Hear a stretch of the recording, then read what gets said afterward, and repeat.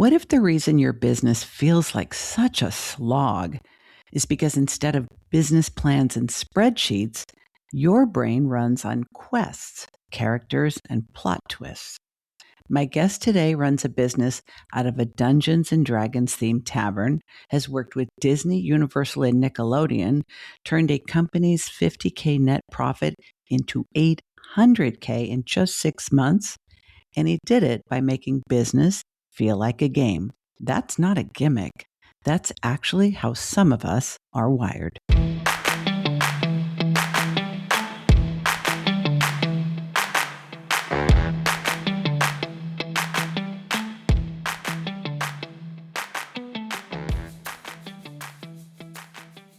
I run Paul Pape Designs, which is my other business, and it is over 20 years long of working with companies like Disney and Universal, Nickelodeon, and people all around the world. And what I do is I make whatever people need that they can't find anywhere else. And so that's kind of been my business model. It's a business model that should not work because it's all custom. Mm-hmm. And they say, custom businesses are doomed to fail. And, I'm 3,000 products in 20 years, and I think I'm doing okay. So we're good Try there. and stop me.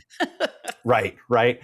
So, but the I think is I love to, and I guess it's hide is probably the best word. I love to sit behind a table and become a persona. I started out in acting. That's where I got all of this going is theater. And so I find myself way more comfortable relating to people if there's something between us. And so sometimes that's the caricature of Santa for nerds or the Barkeep. It gives me something to kind of take a backseat. I love the idea of the Barkeep because the Barkeep is about service. It's not about leading. And when I work with my clients, I'm not there to take over their business. I'm not there to tell them what to do. I'm there to give them advice and to serve their needs so that they can then go on without me. Yes. Which is also kind of a weird way to approach coaching. It's like, I don't want a long-term contract. I'd love to come in, solve the problems, and get the hell out. And so service for me. So that's where the Barkeep comes from. But also I play the game master or the guide. And what that allows me to do is kind of present to them situations in which, because life is a game. We can think otherwise, but the reality is life is just a game, and it's however hard you decide to play it. And so that's really what this business is about seeing your business or your life as being a game. And then sometimes it's good to have somebody who can give you the rules, or if you're unclear about the destination or what you're supposed to do next, to have somebody that you can go to. So that's really who the Barkeep and the game master is. So that's how we got No, I never made myself very popular with other therapists when I was in that career, which was a good 20 years, because my philosophy was we should get in, do the work, and return you to your real life as expediently as possible. I never wanted to create dependency. And I never wanted anyone to think the reason they were doing better is because I was walking with them. I wanted to transfer my knowledge and my skills to them so they could live better without me. If they wanted to give me credit down the road, that's cool. But I always saw it like being a good parent, being a good coach, being a good therapist is to equip people so that they don't need you in an efficient way. And I also think that the most of the world's therapy is not actually called therapy, and it is facilitated by hairdressers, manicurists, and barkeepers, because people open up to whoever they feel comfortable with or without the training and the title. But you had a really interesting experience that was completely unexpected. We talked about it in a previous conversation. You were already well into your business. You were grossing a nice sum of money. And then Dragons and Beasties came along and kind of changed your life in the best possible way. Yeah. Can we unpack that a little? Yeah, so Dragons and Beasties is a company that creates basically like little cute dragons, and they sell them to people. And they've been in business for about 13 years, and they were doing well. They were $1 million plus business net, but gross. Their net was only $50,000. And so they came to me, and they're like, "We're 13 years in, and it was 3 of them who ran the business, 4 technically that ran the business, and it was a husband and wife, her sister, and then this outside person. And the husband is the one who reached out to me, and he said, I'm either going to die from a heart attack from watching this thing sink, or I'm going to get help. So I'm reaching out to you for help." And No so I'm like, pressure. okay, No yeah, pressure. right. So I was like, okay, well, what am I walking into here? And so they said, we don't know anything about business. We have this guy who's our business guy, and Mm, um, we're not making any money, but we're making a lot of money. And so they said, can you take a look at this? Just from an outside perspective, because they saw what I had been doing. They'd been listening to me for a while because I used to do an online thing called Twitch where I just sit and talk to people and I explain mhm. all of this. And that's how they found me. And I was like, yeah, sure, let's just break it down. And so the first thing I did was we went in and I just looked at all the books. And I'm like, because the money, money's got to have a trail. I mean, that's just how business works. And Unless you're so, Breaking Bad. Like, correct. Then no, there's no trail. no. so so that's what I did is I went in and looked at the money, and what we found was the business guy was doing really, really well for himself, um, but no one else. And so the very first thing that I did was fire him. We got him out of his contract. He was not happy about it because he was a 30% owner. And Oh boy. yeah, so basically we had to threaten litigation. And the thing is they didn't want to burn the bridge, but I'm not a lawyer. I'll just play one on TV, I guess. And so I sat down with them as this guy who's just going through the books, and I'm like, we're missing substantial amounts of money, and I know these guys don't have it, so that only just leaves you. And Yeah. so we asked, so anyways, that was a mess. But once that guy was gone, and fortunately, he's like, yeah, you can pay me off. You can pay me $750,000 and I'll leave. I'm like, we can sue you for About $750,000. that. And he's like, how about we do nothing, but then I'm free and clear. And I'm like, Mhm, well, we'll do nothing, but we're not signing anything that allows you to be free and clear, because obviously mhm. the company still is on the hook for all this missing money. So Yes. yeah, it was a mess to get into it. But then once we did, I said, so, okay, why did you hire this guy? Yeah. And I think that was the question that really, they had never thought about it. When they started out, the wife of the couple, she was hand sculpting all these little cute dragons out of clay. It was very, and Mhm. they're doing pretty well. And this guy met him at a trade show and said, hey, how would you like to blow this business up? And we'll get you, China manufacturing, and we'll get into all these stores Mhm. and whatever. And they saw dollar signs and opportunity, and they jumped for it. Yep. But they didn't know what the hell they were doing. They had no idea. And so I had to sit down with them. And so my very first question to them is, I went out to meet them in Salt Lake City, and I'm like, hey, okay, so let's sit down. I said, what does everybody do in this business? And they said, well, we do everything. And I'm like, no, that's the best way to ruin a business right there. I said, so what do you individually do? And so they told me what their role in the business is supposed to be. Like, I'm the CEO, I'm the art, and Mhm, I'm the banker, basically. Those are the mhm, three jobs. And I said, mhm. okay, they come from a nerd background. I'm a nerd myself. I don't Mhm. look at that as being a bad thing. No. And so they were also gamers. One of them used to work for Blizzard, who created World of Warcraft. And so there's a lot of Mhm, gaming that happened in their life. And I said, how mhm. about this? I'll come back tomorrow and we're going to play. And I was just making it up. I said, we'll do Dungeons and Dragons Business Edition. But instead of playing like a warrior or a rogue or a wizard, we're going to play your role in the business. And then instead of fighting monsters, we're going to have encounters with problems you're going to run into in business. And they're like, okay, sure. So we sat down for 6 hours. We played it. And at the end of it, the CEO turned to me and he's like, is this what business is? Because if it is, I think I finally understand it and it sounds fun. And I was like, yes, this is what it is. And so, and what was nice about it is once they grasped the concept of business, then they started earning this money. So instead of being 50,000 net, they're at $800,000 net. And that's only within 6 months. 6 months of just having the information allowed them to understand and operate their business on their own terms, doing what they want to be doing without losing everything that was there. I mean, it's a huge success story on their end, just from understanding. There's many things I love about this, Paul, but there's two things I love most of all. One is in true ADHD fashion, you just kind of made it up. Like you just thought, well, this sounds like this might be fun for me. Maybe it'll be fun for them. Let's just give it a whirl. So you proposed it. They took it. You probably went back to your hotel room and literally created it overnight, came back the next day Yep. and did it, and it worked. Um, but that only people with ADHD would do something so audacious as that, to just Yeah. literally make something up because it sounded like it would be fun based on the kind of people that you were sitting down with.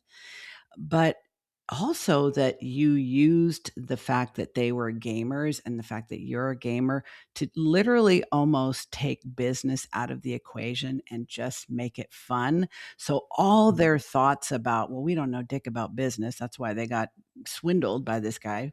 But you weren't really talking to them about business. You were talking to them from the perspective of roles and games, which they were already very familiar with. And then you're like, hey, maybe I could do this for other people too. And here we go. That's exactly what happened. And it was funny because like from that idea came my first book, which I'm like, why don't we turn this into an actual game? And I'm a big Dungeons and Dragons nerd, so I'm like, I'm going to make a Dungeons and Dragons style book, and it's going to be the player's handbook, but you're the player, and it's not a game, it's your life, it's your business. And I was like, yeah, let's go ahead and do that. And you're right, it is the ADHD speaking that allows you to kind of go out into this. But what I loved about it was when we were playing the game, there were aha moments. And I know you've probably seen these as a therapist or as a Yeah. consultant coach, but their eyes get a little bit, I love micro expressions because it's the best way to use them. Yes. But Yes. like the eyes getting a little bit big, and then they're like, oh, and like the little twitch to the side. I'm like, you're getting it. You're getting it. And that's the thing. And what I realized when writing the first book was that it's not about Dungeons and Dragons. It's not about even a game. It's about translation. And so I was like, well, yeah, it's gamify business, but at the same time, all I am doing is translating concepts into something. I love metaphors and similes, so it's Same. Yep. my bread and butter. So, and to be able to translate it into something that they can relate to. So I have people who have no gaming experience whatsoever. I think we've even talked about it. You're like, I'm not a gamer. It's like, doesn't matter. What are you interested in? My ADHD brain will go and deep dive into that stuff, and then I'll come back and I'll be able to talk to you on something that you thrive in, and then explain things in that so that those concepts become like solidified. And I think that's what really came out of it. And I call it gamify because I think, life should be fun. And if you're not having fun in life, what are you doing? So Right. that's really what I want to do. And so we game it. We game your life. We game business. We just have some fun with it. It's a hell of a lot more fun than most people experience business, because let's be honest, most business coaches, not you and I, of course, but most business coaches find out what their clients' goals are and then give them a roadmap. You hand them a character sheet. And this is where I see your acting background really comes in. Yeah. Also, even you noticing the micro expressions, that is a therapist skill and that is an actor skill, like just noticing those little minute changes. So you hand them a character sheet. You're literally inviting them to play a role.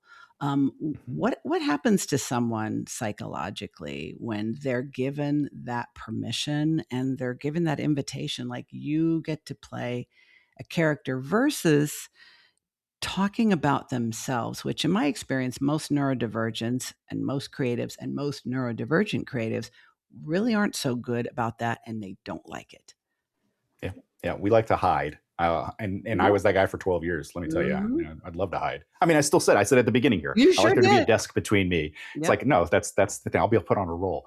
No, what I found was that working with entrepreneurs or creatives is that, especially creative entrepreneurs, is that they have zero flaws. That's what they'll tell you. I do everything perfectly. It's great. And then, but we know it's a lie because we've lived it. We're experiencing that. And so when I say I need you to know who you are. They're like, I already know who I am. I'm good. I'm like, okay, cool. Let's play a game. We're going to create a character. The character is going to be you, but in this game that we're going to play. So what character flaws does that person have? Oh, well, they're not really good at this. They're not really good at that. Yeah. And I'm like, okay, cool. And what I found psychologically is that one step removed from ego opens so many doors, because we're not concentrating on flaws as a negative. What we're doing is we're looking for shortcomings that we can bolster up. And we do that with either skills, items, or we do it with other people. But you can't know what you need if you don't know what you need. You only know what you know. And so that's what the character sheet does, is it's just a deep dive into yourself. But from a character point of view, like we've all played the games where you're like, okay, I got to create this character, or I get a little backstory or whatever.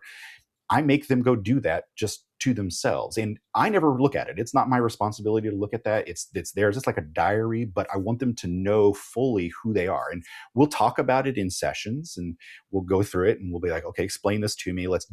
That's too surface. That's the first thing that happens. Everybody just skims through it. They don't go deep. Right. And I'm like, no, this is for you.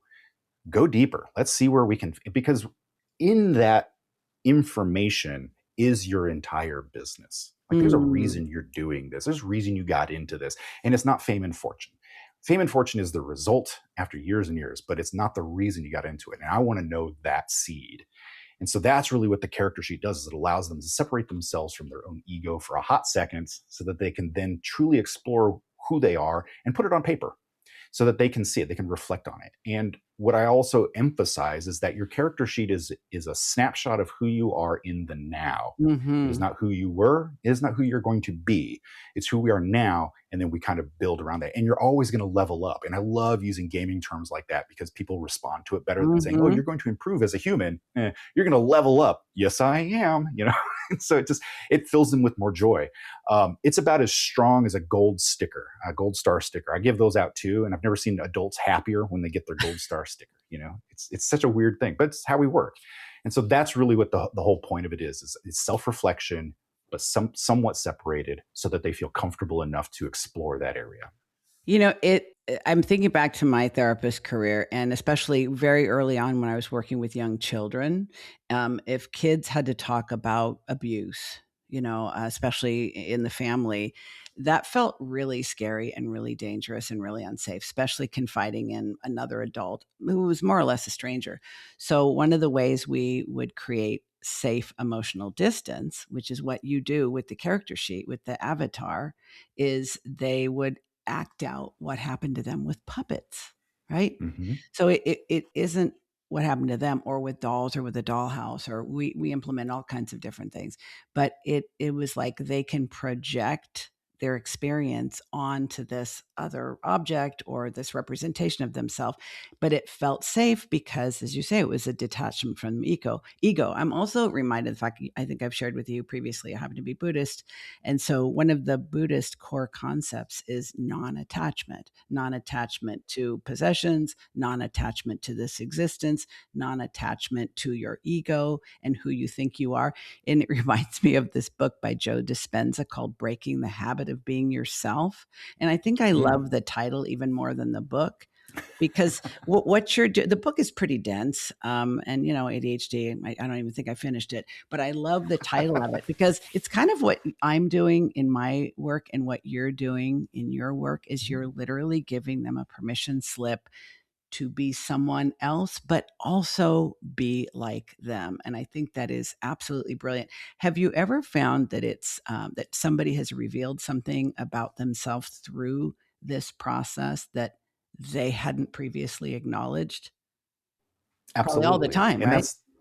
yeah, and it's those moments, and you don't want to harp on it. You don't want to be like, oh, Oh, there it because then is. it makes them, yeah, then they shut down, like we mentioned Yep. earlier. No, Yep.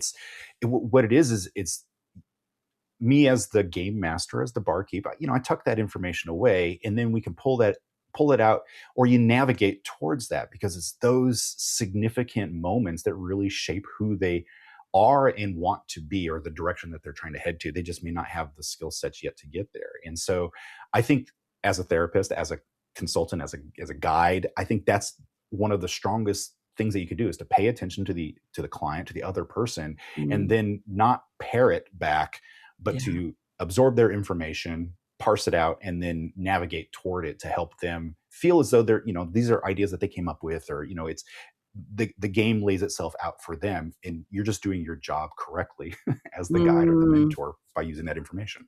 Yeah, the game reveals itself. Hey, something we've talked about, and I would love to talk a little bit more about today, is this whole idea of the starving artist. Because, when you were sharing about what happened with your client, where they had someone extorting all their money, they hired that person to begin with because creatives, artists in particular, automatically, I'm not doing this for the money, and I'm not good with money. Those are two beliefs. They're not just limiting beliefs. They're true for most of them. They love making the art, and they love making other people happy with the art. They're usually not counting their pennies. And many of us have been told, "Oh, don't go into a creative field. You're never going to make any money." And there are plenty of creatives who will say, "Oh yeah, I have a day job where I make real money, and then I make my art, which I don't even charge people for because I love doing it so much. Your TED Talk, which I think is coming up in just a few months, TEDx, sorry, is coming up in just Mhm. a few months, is all about that. So, like, Yep. why do you think people are still falling for this? Because this has been going on for fuck ever. For over 200 years. Industrial Revolution is actually when it really, really Oh, started.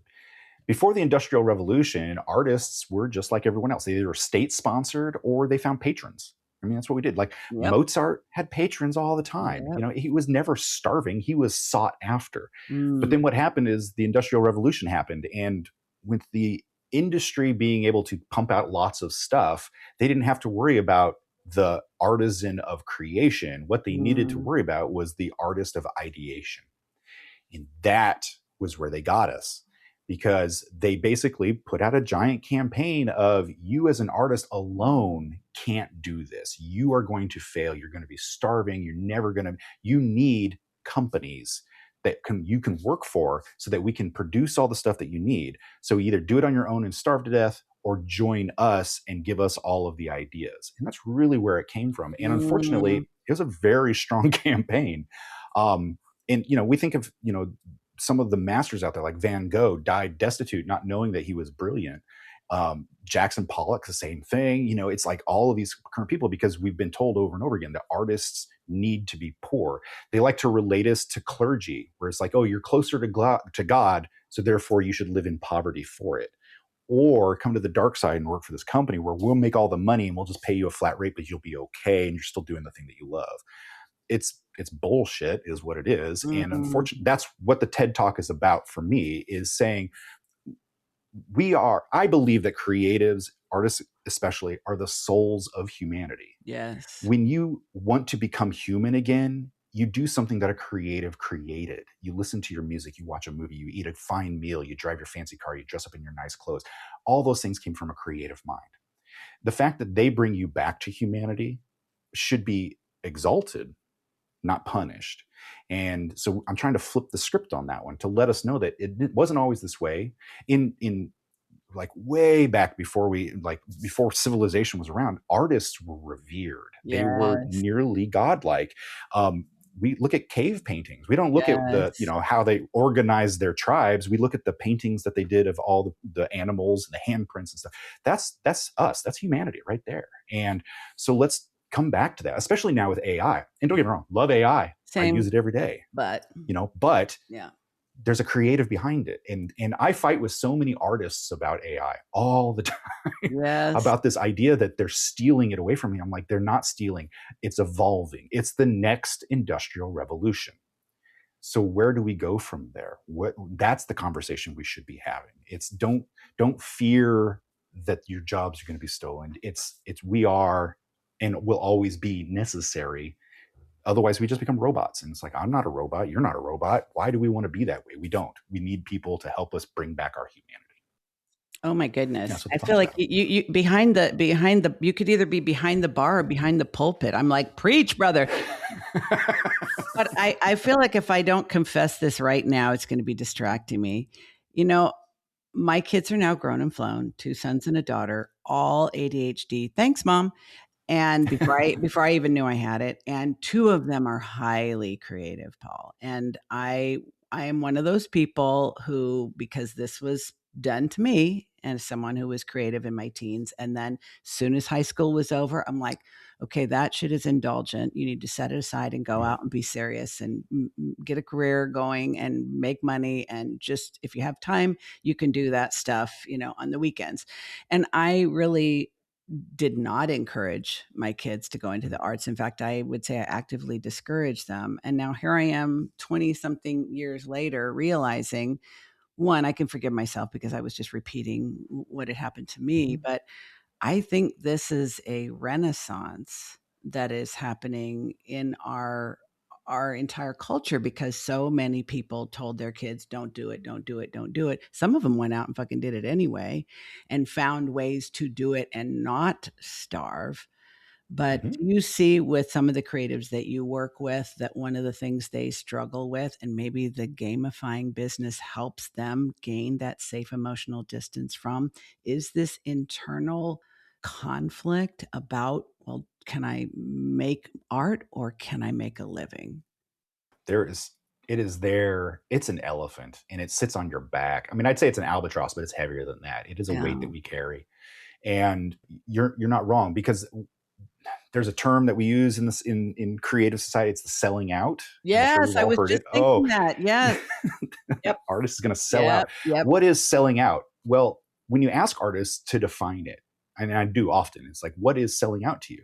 Well, selling out is when you're making, people are really buying your stuff. I'm like, that sounds like a career. That That's sounds like you're doing selling. it the That's right way. selling, Yeah, not selling that's out. business. That's Yeah. not right. And so, well, you lose yourself. You lose your individual voice. And I'm like, well, that's a choice. And you can be hard and fast with your rules, but you've got, I believe to bend, don't break. If you're very firm and rigid in your ideas, you're going to get left behind, or you're going to get broken. It's just going to happen. But you can still be who you are and still have your voice and that's what your power is your perspective.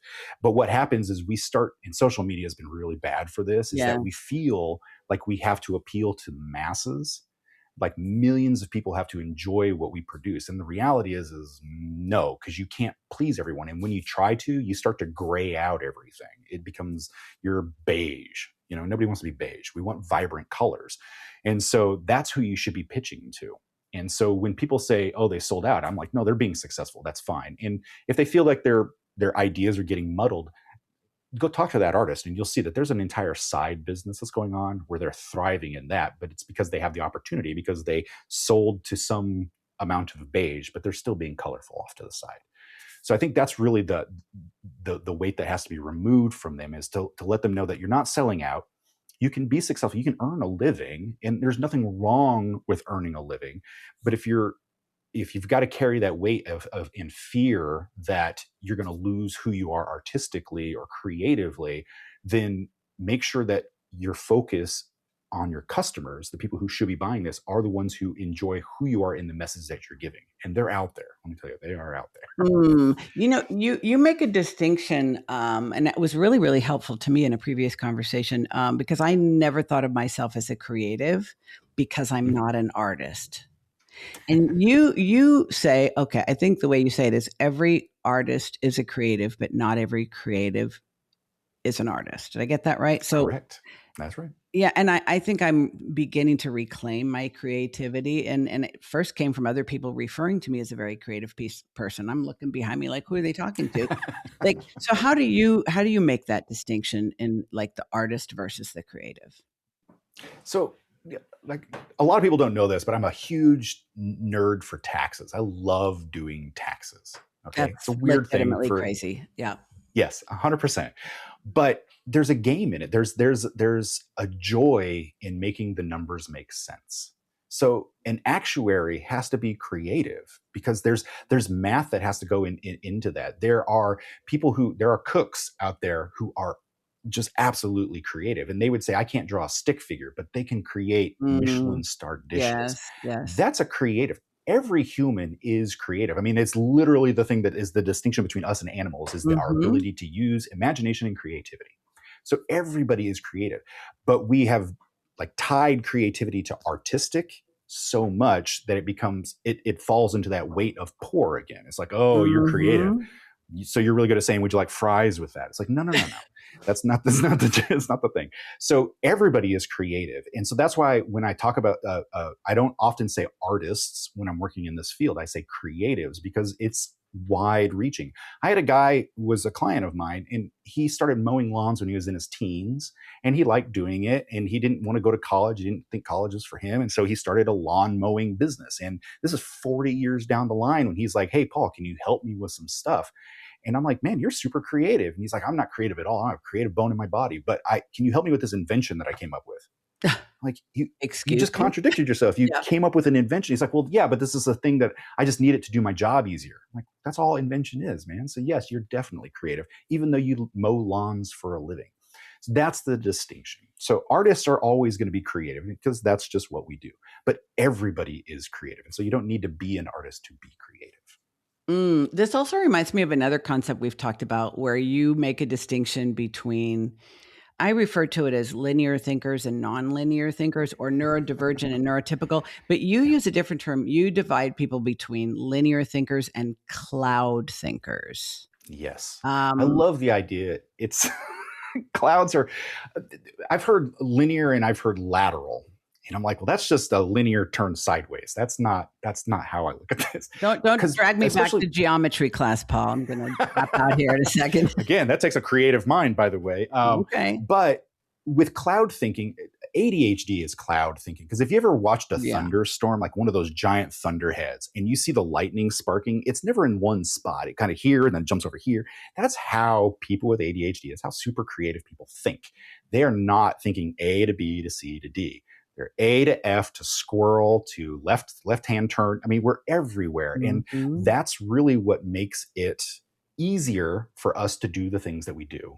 But it also is the thing that trips us up because the Mhm. world, I'm a lefty. I don't know if you knew that, but I'm a lefty. So I've lived in a world of the 10 percenters. 10% of the population is left-handed. And so the world, 90% of the world is for right-handed people. And Mhm. so everything has, for me, has been a challenge to adjust myself to being right-handed. I'm also ADHD. So I'm living in a world of linear thinkers, of Mhm. everyone living in the gray and the beige, and I'm here sitting in a cloud thinking in rainbows. And so it's like, how do I fit myself into that?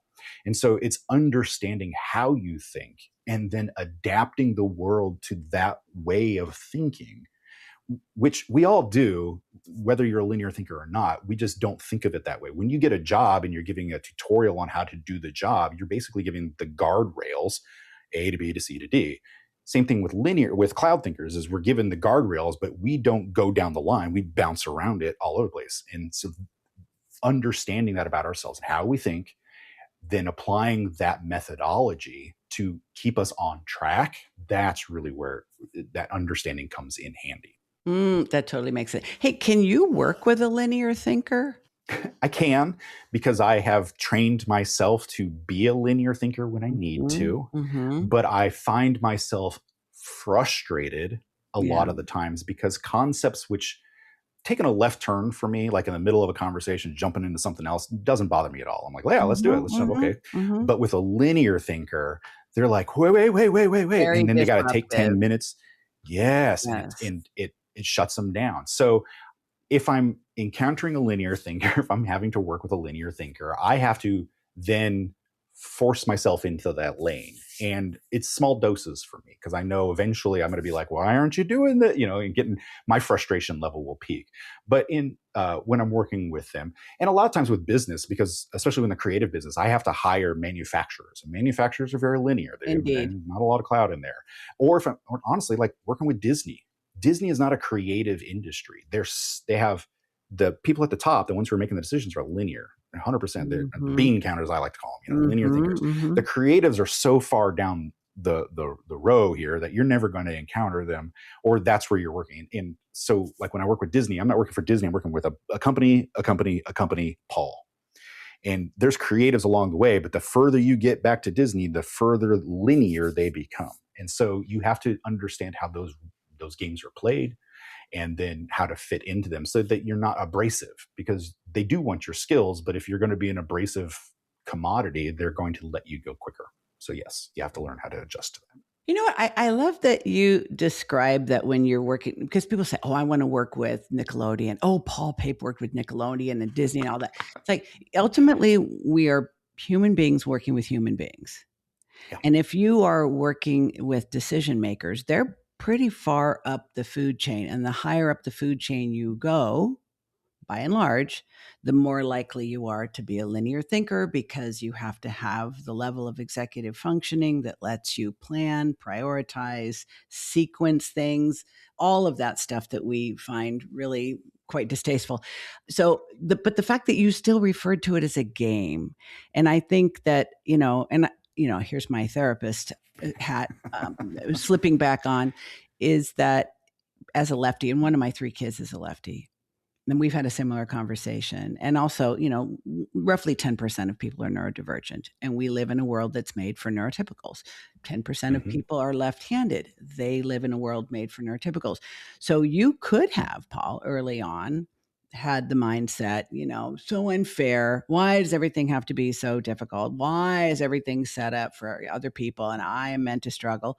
Or you could adopt what is clearly the mindset you have adopted. And that's what I call the everything's figure outable frame of mind, which is everything requires a workaround and you use your curiosity and creativity to create those workarounds. And now you help other people do that. One of the ways that you help people do that I think is so fun is that instead of calling something that they need to do a task, which usually, they start to throw up in their mouth a little because it's like, oh, fuck, all those productivity books, all those productivity courses. No, no, no.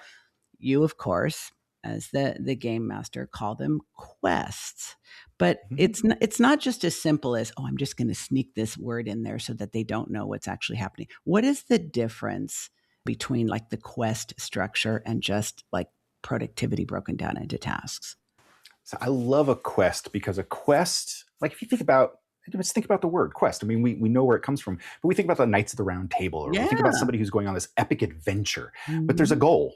There's always a goal. And it's either the pot of gold or the chest or the magic or the princess, the damsel dragon. or Yeah. whatever. Yes. And so all of that is there and it's insinuated in the word quest. When I say task, I see a beginning, a middle, and an end, and it's boring and there's no reward. But Yeah. when I hear quest, oh, there's a reward in this for me. I'm going to get something for doing this. And sometimes that something is personal growth, but nobody wants to be told that's your reward. And so it's very much the carrot and the stick. And I mean, I hate to break it down to be so simple like that, but we are simple animals as much as we'd like to say we're We not. just talk and wear And that clothes. that's right. That's exactly. And so, when we talk about quests, I always make sure that when I'm working with my clients and we work out their quest sheet, and I love when they leave me, I give them 90 days worth of quests, and we work out what it is. Every one of them has a reward, and sometimes the rewards are simple. You get a candy bar that you love to have. That's your treat for doing this thing. I find that motivation is a lot easier. We also talk a lot in all humans do of the 5-10 year plan. What's the 5 minute plan? What's the 5 day plan? Yeah. This is like, I don't ADHD know. friendly. Right. Yeah. Right? And so like that's what you really need to have is like, so what are these micro rewards that I'm going to get that build momentum? Because as well as I do that at any minute I could be working on something and then a squirrel appears and I'm gone doing something else. If I don't have a reason to go back to that original thing, I'm going to continue following that squirrel. And so these little micro quests with rewards at the end are the things that help keep you on track. And it does work very well with the ADHD mind. You know what? One of the things that I think I learned about the way you work, very similar to the way I work, and actually, as you were talking about the Industrial Revolution, and the whole thing there was scale, scale, scale. I mean, the Industrial Revolution is also where we got the concept of work for 8 hours, sleep for 8 hours, and fit everything else into 8 hours. Before that, before electricity, people slept when it got dark and they got up when it was light. And whether that was 7 or 6 or 10 or 12 hours, now we have the Industrial Revolution and electricity to thank for all this regimented 8 hours for this, 8 hours for that, 8 hours for the other thing.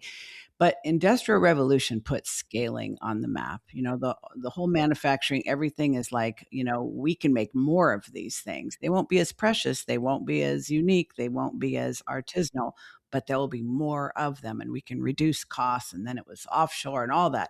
But you and I both chose bespoke instead of scalable. We both work with about 50 people a year. We both handpick our clients and we both keep getting told over and over and over, you should launch a group program. You should create a course. You should have a membership or a mastermind or just some sort of quote unquote leverage one to many offer. Why is this a bad piece of advice for you in particular? That's a lovely question. And I wish people would retrospect on this a lot more. I could, I could scale up, but there's something about the connectivity, I believe, that really makes a difference. I'm not here to change the world. I just want to I want to create a ripple. I want to change individuals. And I can't do that at scale. I could again, it comes down to Beijing out everything. I think Yeah. I could create a class and then give you generic answers, but it's not going to really move the needle for you. It might inspire you a little bit, but then you're on your own again to figure it Yes, out. yes. Whereas if I work bespoke, like it's my entire business model with Paul Pape Design, Santa for Nerds. It's like, what is it Mhm, that you mhm. truly want? Let me figure it out for you. And I love that aspect of it because it brings genuine magic to people's lives. Whereas instead of being a performer and you're just kind of mystifying everybody with some aether, I think that you're truly creating something that is transformative for an individual. And that approach, I believe it's like having a really good teacher. Having that approach, they pass that on. And it's like it's almost legacy building Mhm, in a mhm, way. mhm. Kind of serves my own ego a little bit, but it's working with these people on an individual level to show them that the world still has magic, that it can be bespoke to them, and they'll go out and they'll continue that path down the line. And that's really what we need more of. We need less industrialization. We need more creativity. We need more individualism. Because again, this is the human experience. It's not the machine experience. It's not the don't be like everyone else.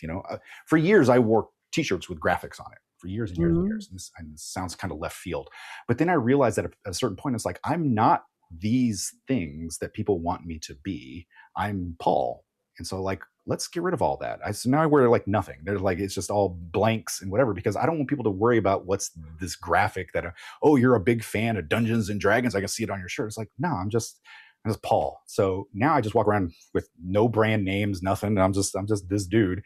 But when you talk to me, then they're like, oh, you are the brand. You are that special. I'm like, yeah, that's what I'm trying to put out to other people is that your individuality is the gift. The monotony, the beige is the thing you need to get rid of. This resonates so, so strongly with me, Paul, because I think so many people with ADHD are always moving on to the next thing and the next thing and the next thing. And I get it. We're impulsive. We treat boredom like a life threatening condition. We have so many ideas. And of course, we want to do them all. I totally get it. I live with this for my entire life. But I think most of us, and I know we've talked about this previously as well, we don't go into this to become rich and famous. We go into our business because we have passion and oftentimes a sense of purpose. We usually need someone like you or I to remind us, yes, but it also needs to be profitable. So we need to invite that other P to the party, so we have passion, purpose, and profit. But it's really hard to facilitate what I think I'm really realizing through this conversation is it's truly an identity transformation, working with you or working with me. You start with the person that you are and the business that you have, and whether you are going through the gamifying approach or the ADHD-ish method, you literally become a different person with a different business on the other side because your ego, your identity, who you think you are, what you think you're capable of, all of that goes through a process of iteration over the course of those months. And I nobody is talking about this. Nobody is recommending this. Nobody is selling this because it's really like going back to an earlier way of working where something really unique and customized and special was so prized and so valuable, and we've utterly lost it with Target and TJ Maxx, and, it's like and naturally, we get rid of those things much more quickly because they didn't mean that much to begin with. You have not only created a business that is completely wrapped around your unique brilliance, but you got the lifestyle to go with it, and I think that's the other half of what I think some people miss out on. They start a business and then they actually duplicate the job that they hated and escaped from. You're a stay-at-home dad. You've got a creative costume designer wife. You've got 3 creative kids. You work out of a studio in your basement. You've literally designed not only the business, but the life around who you are, how you like to live, how you like to work. I would love for you to tell me that that was super intentional and strategic. I have a feeling you kind of like figured it out over time or stumbled into it, but tell me. I have to know. I was literally talking to my therapist about this. So, my brain has always been this way, as you're well aware. It's a condition that it's genetic. You can't help Yeah. it. And so, what I found is, I built this very specifically, accidentally. But in retrospect, when I look back at it, I'm like, there is not a bit of my life that was not Paul from the very beginning. In elementary school, I used to have two desks, one for work, one for play. No one else these are the old school ones that you could lift up the Oh, top I and you had all your remember. stuff Yeah, stored inside yep, of it. yep. And my teachers never once told me I couldn't do it. But when I needed to be creative, I sat in the other day, like I created my own classes in school. I'm like, I'm walking my own path here, and you can let me, or I'm going to do it anyways, and you're going to be upset. And so I think it's just, I had that kind of mentality, and it wasn't ever aggressive or mean spirited or hurt anyone else. It just affected me and my timeline. And so I think I was fortunate in the fact that only a handful of teachers in my life ever really tried to corral me. The rest of them are Mhm. just like, let's see what let's see what he does.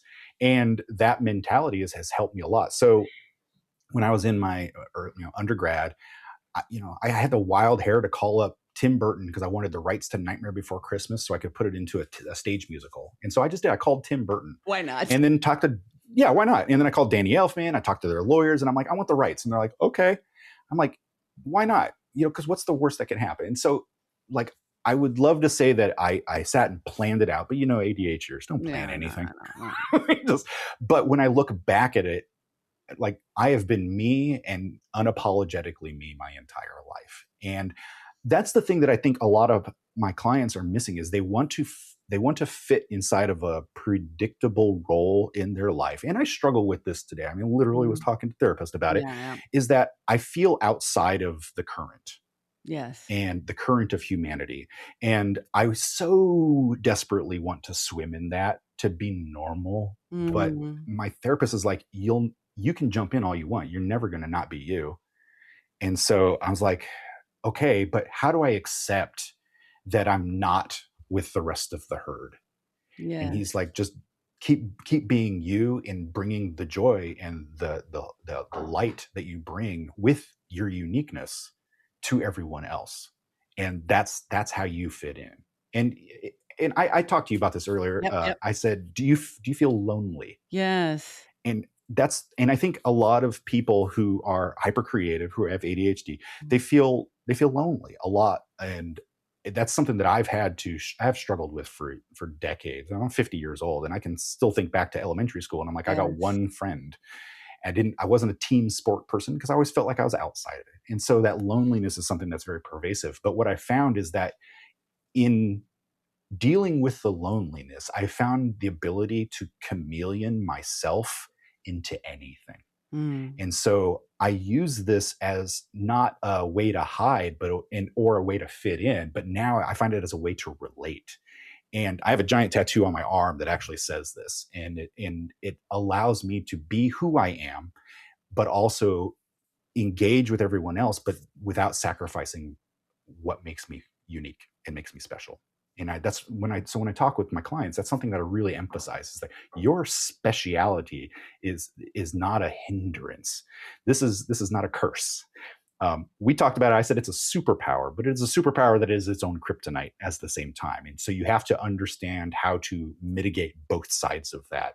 But don't ever think about being ADHD as being the wrong kind of life. You've got to find the way to make it your power that works with you. I can definitely tell that you've had the benefits of therapy because recognizing that you're different, not fighting that, like accepting it, and then really learning how to work with it and being honest enough with yourself to say, yeah, there's some cool things about being who I am and how I am, but it's also freaking lonely because there aren't many people like me. And what most people will say is that loneliness feels so scary and so oppressive that we mask and hide and shapeshift so that we can blend in a little better. And I have done it for many, many years. And now I am in the progressive unpacking of all that and shedding it and letting it go and this is something I wish I had learned so much sooner. And I'm so grateful that you did, because it literally changes the course of your life. The more we have to shape shift or fake who we are to fit in, the less likely we're ever going to have relationships of any kind that feel satisfying. So I think one of the most important things about being self-employed, however your business may look, as a neurodivergent person, is find ways and get support if you need it to get down to your magic. I call it my magic too, and learn how to share that with people in a way that feels safe, because that is truly the only way you are going to attract people who want exactly who you are and what you offer. Nothing else works. But it can be a very scary, treacherous road. And I think it's usually best traveled not alone. I mean, I love being Santa for nerds, because if you think about Santa, what is Santa's a guy who lives at the North Pole by himself, but in one night he helps billions of children. You know, like what a unique, like if Santa doesn't have ADHD, I would be surprised. I'm just thinking, you said I don't want these long-term engagements. I want to get in and get, one night. That works for me. Right?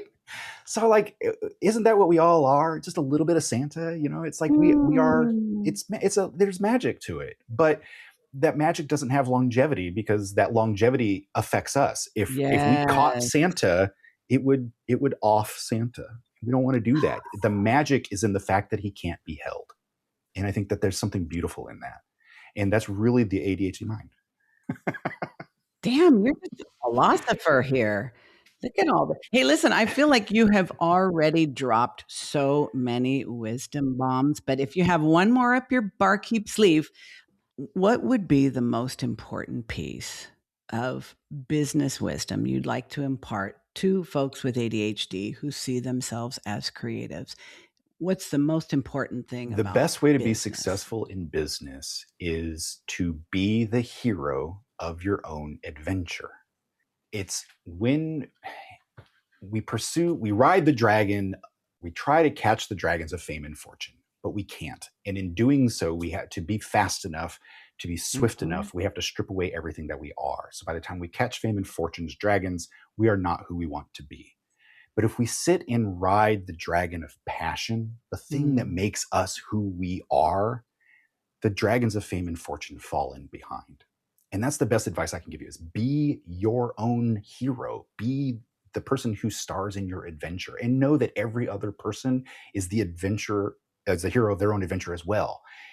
But ride passion, find passion, and just run with that. And let me tell you, everything else that you want will fall in place. And it will not be an easy road. And adventures never are. That's the adventure. Just be your own hero. That's what makes them special. Hey, if somebody's listening right now and they recognize themselves in this conversation, they're creative, they're a cloud thinker, they've been told you have to do this, you have to do that, this is how business is, and they have so much resistance to the status quo, what is the one thing you want them to walk away with, and where would you like them to find you? Because you've got all kinds of groovy things going on. Where would you like them to start to become part of your world? Head over to gamifybusiness.com. And if you go up there's a quiz that I want you to take. It's a personality quiz. But you can go to gamifybusiness.com/quiz, and it'll take you right to it. And it's a game that you play.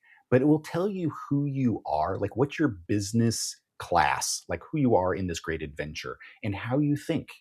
And understanding how you think is the first step into becoming the hero of your own adventure. And so go and take that quiz. It takes 10 minutes. It's fun. And then you get a huge deep dive, like an 11-page deep dive into how your personality works. And then if that resonates with you, that kind of opens up the door to everything else. Here's something I've learned after working with hundreds of neurodivergent entrepreneurs. Your success depends on leaning into how your brain actually works and finding the right guide when it's time to get help. I am the right guide for lots of people, but I am definitely not a game nerd. Paul is. And if today's conversation made something click for you in a whole new way, That's not an accident. That is your brain recognizing its native language. So head on over to gamifybusiness.com/quiz. 10 minutes, genuinely fun, and it might be the beginning of your best business quest yet. The link is in the show notes. And hey, tell Paul I sent you.